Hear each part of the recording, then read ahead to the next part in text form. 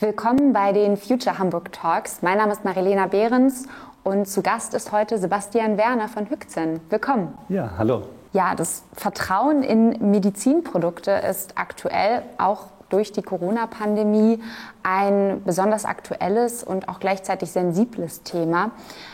Du bist nicht nur Facharzt für Umweltmedizin und Hygiene, sondern seit 2013 auch Geschäftsführer von Hüchzen, einem Prüflabor für Medizinprodukte und Desinfektionsmittel im schönen Schwerin.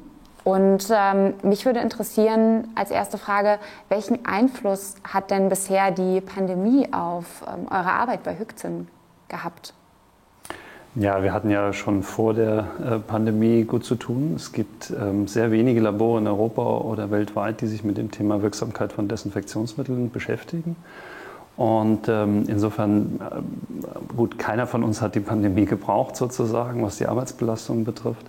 Aber es hat natürlich nochmal uns die Anfragen bei uns im Labor massiv erhöht. Da haben wir versucht, natürlich dem Ganzen nachzukommen, so wie viele andere Branchen, die natürlich unter Druck standen. Das Ganze ist aber nur begrenzt möglich und irgendwann auch ziemlich anstrengend letztendlich über die Zeit für alle Mitarbeiter und für das ganze Team. Und insofern haben wir uns dann eigentlich bemüht, uns auf die Stammkunden zu konzentrieren und auf die Kunden, wo wir auch das Gefühl hatten, dass dann langfristige, vernünftige Partnerschaft mit einem gemeinsamen höheren Ziel auch letztendlich entstehen kann für die Patienten- und Anwendersicherheit. Bevor wir zum Wachstum von Hüchzen kommen, ihr seid ja ein Familienbetrieb in dritter Generation, richtig? Zweite Generation ist jetzt sozusagen am Arbeiten, die dritte Generation steht. Ich habe 4 Söhne. Der 4. ist im Februar gerade zur Welt gekommen. Ja. Herzlichen Glückwunsch. Vielen Dank. Aber erstmal noch, wie kann ich mir die Arbeit bei Hüchzen vorstellen? Also was macht ihr genau und was zeichnet vielleicht auch eure Arbeit besonders aus? Ja, es ist natürlich eine ziemlich große Teamleistung. Zu so einer Prüfung für ein Medizinprodukt oder Desinfektionsmittel gehören natürlich ganz viele verschiedene Schritte. Das erste ist natürlich einmal, den Kunden und seine Problemstellung ganz genau aufzunehmen und zu verstehen. Das ist also sozusagen der Bereich des Kundenservice, das Ganze aufzunehmen. Aber dahinter stecken natürlich auch viele Fachfragen. Das heißt, da müssen schon Fachleute sozusagen das Ganze aufnehmen, das Ganze übersetzen in das, was wir prüfen sollen. Und im Anschluss natürlich die Leute, die Teammitglieder, die im Labor das Ganze dann umsetzen letztendlich. Und im Nachgang muss das Ganze natürlich in einen vernünftigen Prüfbericht und gegebenenfalls noch in ein Gutachten umgemünzt werden. Insofern ist das eine riesige Teamleistung. Wir haben mittlerweile 70 Mitarbeiter und bin ich sehr stolz drauf, auf die Leistung, die wir da tagtäglich bringen. Das klingt nach ganz schön viel Arbeit und apropos Teamleistung, das scheint ihr ganz gut zu machen, weil Hüchzen wurde nämlich erst kürzlich im Rahmen des sogenannten Metropolitaner Awards mit dem Jury-Sonderpreis in der Kategorie Unternehmen für besonderes Engagement zur Fachkräftegewinnung ausgezeichnet. Welche Rolle spielt denn die Personalrekrutierung in eurem Unternehmen? Und noch vielleicht interessanter, vielleicht auch für andere, wie schafft ihr es, Fachkräfte für euch zu gewinnen? Das ist natürlich eine ziemlich weite Frage. Also von mir aus gesehen machen wir nichts Besonderes, sondern wir machen das. Also ich verhalte mich immer Mitarbeiter gegenüber oder Teammitgliedern, auch neuen Teammitgliedern so, wie ich selber auch gerne behandelt werden würde. Also insofern stellt es für mich nichts Besonderes dar, aber im Vergleich mit anderen oder was man drumherum mitbekommt, scheinen wir uns doch etwas über die Maßen zu bemühen. Das ist für mich aber tatsächlich selbstverständlich. Mir schwant immer so ein bisschen der Gedanke an den Fachkräftemangel und die fortschreitende Statistik. 2030 soll man so die erste Spitze erreichen dabei. Wir sollen aber immer mehr leisten gleichzeitig als Spezialisten. Und insofern stelle ich mir eindeutig die Frage, wie soll man das Ganze bewältigen? Und da gibt es natürlich verschiedene Dinge, die wir machen müssen. Allen voran ist es natürlich die Personalgewinnung. Aber das ist nicht das Wichtigste, sondern auch die Mitarbeiter zu binden, zu halten, die wir haben und denen natürlich entsprechend auch die gleiche Wertschätzung entgegenzubringen. Aber auch zu beteiligen an der Ausbildung und die neuen, die man sowohl im Labor als auch im Bürobereich benötigt, Mitarbeiter, dann auch selber auszubilden am Ende. Und hast du den Eindruck, dass der Standort Schwerin als Teil der Metropolregion Hamburg auch ein Faktor dafür ist, dass sich Menschen entscheiden, Mitarbeitende bei euch entscheiden, Teil von Hüchzen zu werden? Also ist das ein Standortvorteil? Auf jeden Fall. Ich denke, jede Region in der Metropolregion Hamburg hat sozusagen so ihre Vor- und Nachteile. Aber es sind ja auch Gott sei Dank nicht alle Menschen gleich in dem, was sie gerade möchten, auch nicht in jedem Lebensabschnitt.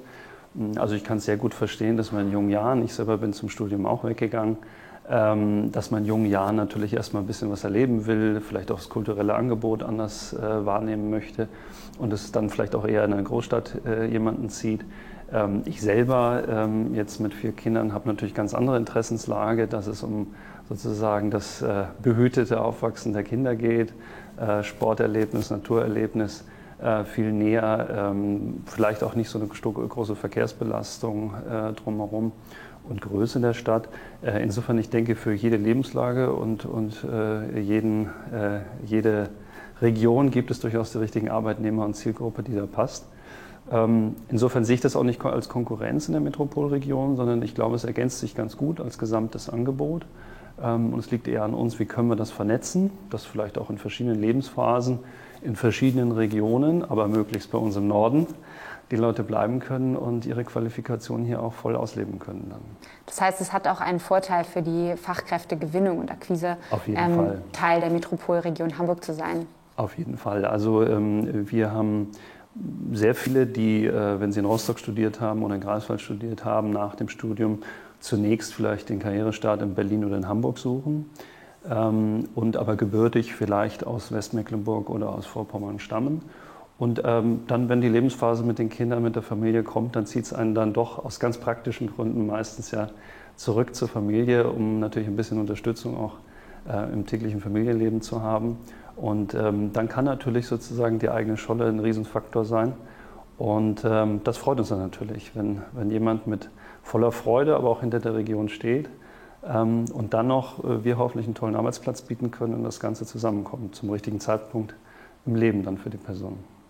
Wir haben jetzt eben ganz kurz schon über die Pandemie gesprochen. Du hast den Fachkräftemangel auch erwähnt. Das sind 2 Herausforderungen von einigen, die es so gibt. Wie sehen dann so eure Visionen mit Hüchsen vielleicht aus? Was stellt ihr euch für die Zukunft vor? Gibt es da irgendwelche Pläne, die ihr bereits habt? Wir versuchen natürlich sozusagen, egal wie viel Mitarbeiterbindung wir umsetzen oder wie viel Personalgewinnung oder selber Ausbildung wir erreichen, tatsächlich muss man trotzdem davon ausgehen, dass es einen Engpass geben wird, den man so nicht ausgleichen kann. Und wir versuchen parallel natürlich zu digitalisieren, wo wir Routineprozesse sozusagen vereinfachen können, um dann wieder Kapazität zu haben, mit den Mitarbeitern, die wir zur Verfügung haben, mit dem Team noch mehr leisten zu können oder vielleicht auch noch individuellere Leistungen, spezifischere Leistungen, mit denen wir besser auf den Kunden eingehen können, leisten zu können, aber vielleicht auch positiv für den Arbeitnehmer die Digitalisierung zukünftig, dass eben Routineaufgaben, die auch teilweise natürlich sehr langatmig sein können, dann vielleicht entfallen und der Job vielleicht auch wieder ein bisschen abwechslungsreicher wird in Zukunft für uns alle.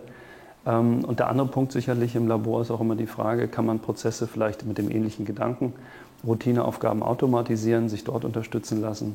Also insofern, die Berufsbilder werden sich wahrscheinlich etwas verändern, die werden sich weiterentwickeln. Das sehen wir bei der Bürokauffrau sehr stark zum Beispiel. Das ist ein sehr digitalisierter Beruf mittlerweile geworden im Gegensatz zu früher. Aber ich glaube, es macht ihn deshalb nicht weniger spannend, es ist eine andere Arbeit. Und wo siehst du vielleicht im Bereich der Medizin und Hygiene und vor allem natürlich auch in der Prüfung in der Prüfung von Medizin und Desinfektionsmitteln noch Potenziale, die sich ausschöpfen ließen? Wir Fachleute sind natürlich immer bemüht, die entsprechende Sicherheit durch solche Qualitätssicherungsprüfungen darzustellen. Erfahrungsgemäß ist die Pharmabranche etwas weiter, als wir das im Bereich der Medizinprodukte und der anderen Produkte sind. Aber das ist ein Weg, den wir gehen. Also langfristig läuft die gesamte Regulation sowohl in den USA als auch in Europa eigentlich darauf hinaus, dass immer mehr Nachweise gebracht werden müssen für die Sicherheit der Produkte. Also sozusagen für die Anwender kann man ganz klar das Signal weitergeben, dass es mit einer steigenden Qualität zu tun haben. Das eine oder andere an Skandalen in dem Bereich hat man mitbekommen, allen voran natürlich den Brustimplantate-Skandal in Frankreich, der ja ziemlich große Auswirkungen gehabt hat und dann positiverweise auch in der Weiterentwicklung Weiterentwicklung der Medizinprodukte-Regulation in Europa gemünzt ist.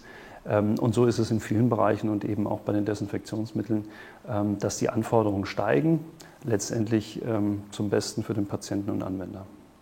Vielleicht als letzte abschließende Frage noch etwas Persönliches. Hast du noch Visionen, wie du dir die Zukunft auch natürlich im Hinblick auf Hützen vorstellst?